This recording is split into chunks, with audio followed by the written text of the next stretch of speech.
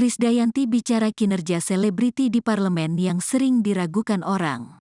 Krisdayanti merasakan pandangan keraguan saat artis masuk parpol hingga kemudian para selebriti ini kinerja pun disangsikan saat masuk parlemen.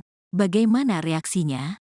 Penyanyi sekaligus politikus Partai PDI Perjuangan Krisdayanti memberikan tanggapan akan pandangan kinerja selebriti saat masuk parlemen.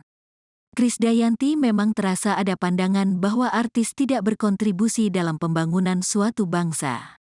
Meski disadari atau tidak, negara memang tidak membatasi rakyatnya untuk berpartisipasi di dunia politik, begitupun dengan mereka yang berprofesi sebagai selebriti. Namun, tidak sedikit masyarakat yang meragukan kinerja selebriti saat menjadi wakil rakyat.